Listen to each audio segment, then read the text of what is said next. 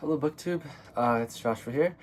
I haven't done a Poetry Thursday video in a while, so I figured I would do something like that today. And yeah, so I just had a good day. I just spent the entire day with my older brother. We got some bonding time in, and now I have a little bit of time to read you a couple poems, and then I'm gonna go see a classical music concert. And so yeah, I'm gonna read you three poems. One of them is mine, but first I'll read you. First, I'm gonna mainly just read you some poems by Ursula K. Le Guin. Because I've been going back to her recently, and she's just really delightful.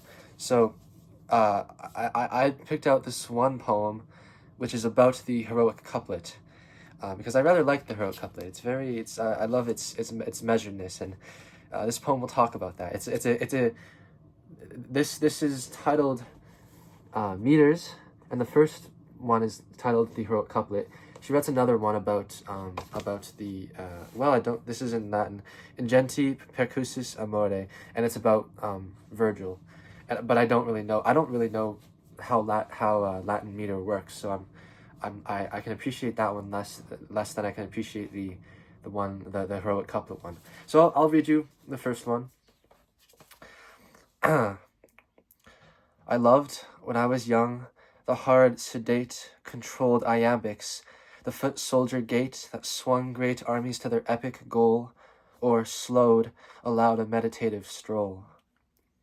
The rhymes might seem, when so exactly struck, one gate after another shut and stuck, and yet recurrence reassured the chime of an old clock securely keeping time. And so the strict form gave the 15-year-old, timid and venturesome, withdrawn and bold, guideless and guileless in the realms of thought, the steady, stable structure that she sought. In adolescent tides of fear and hope, I prized the canny certainties of Pope. When all I did seemed wrong, it was delight to hear him say, whatever is right. With later strength, I'd plunge and breast the flow and heady surge of Shelley and Hugo. But first I learned to walk with firm intent the steadfast paths of the Enlightenment. And in old age, as strength again grows faint, that poetry of order, wit, restraint braces my soul. I honor the clear art, and let the heroic measure pace my heart. So I really love that. A poem in heroic couplets about the heroic couplet.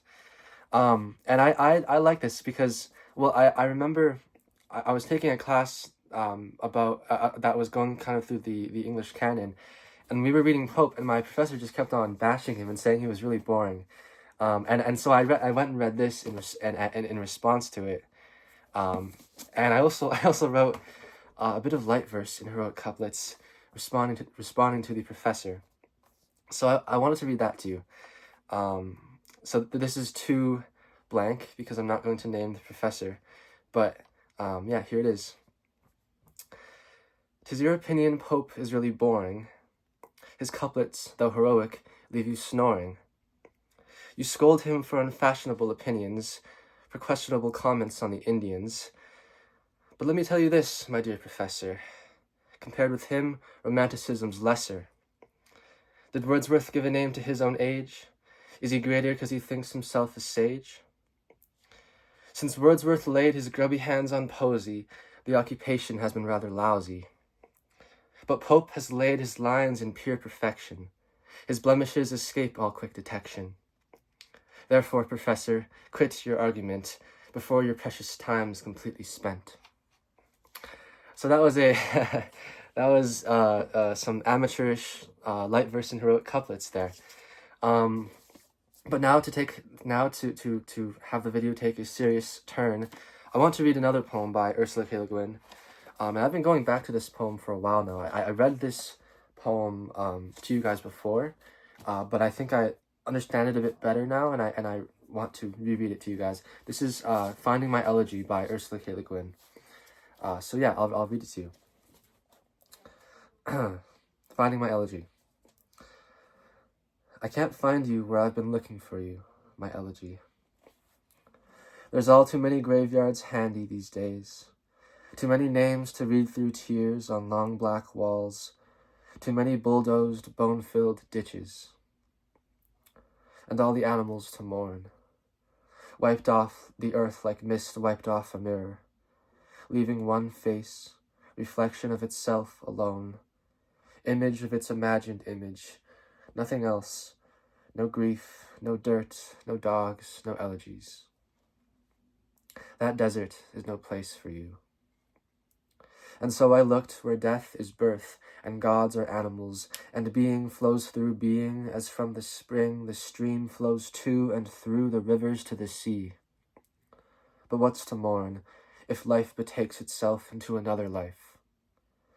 Better a rite of passage, painful, joyful celebration of the change, warning and welcome to the soul returned, forgetful who it was, and we not knowing either, seabird or child, salmon or fern or fawn. And on the eightfold way, although compassion finds itself at home, and all the hard work of sorrow dissolves to breathing in and out the lives let loose from turning, gone nowhere to do no harm at last after the long despair. So where to seek? I used to dream of climbing high in the hills, those silent ridges red with dawn, to find your sisters' laments. But that's a hero's journey. I am older than a hero ever gets. My search must be a watch, patiently sitting, looking out the open door. Far off through shadow I can see a woman who stands to speak a name. Though I can't hear her voice across the ruins of the centuries, I know how hard it was to speak, how her throat ached. In Rome, beside the pyre or open grave, they'd say the name aloud 3 times and then be still. A name is hard to say. Who'd read aloud all those names on that long wall? What woman born could bear to know so many children dead? Numbers are easier, so the men of money say numbers, not names. Grief's not their business. But I think it may be mine, and if I have a people any more, I will find them in tears. My elegy, your clothes are out of fashion. I see you walking past me on a country road in a worn cloak. Your steps are slow, along a way that grows obscure as it leads back and back. In dusk, some stars shine small and clear as tears on a dark face that is not human. I will follow you. So that is the poem. I mean, I think there's a lot to highlight. I find just the lines in the first stanza to be very, well, to be continuously relevant. Where is it? The line, there's all too many graveyards handy these days, too many names to read through tears on long black walls, too many bulldozed bone-filled ditches. I mean, you think of all the atrocities that have been committed and are still being committed. You know, I remember when I read this, I think last week, I thought of those aid workers, the aid workers who were murdered by the Israeli army and then thrown in a ditch. So yeah, I mean, this has just a lot of relevance, I think. And yeah,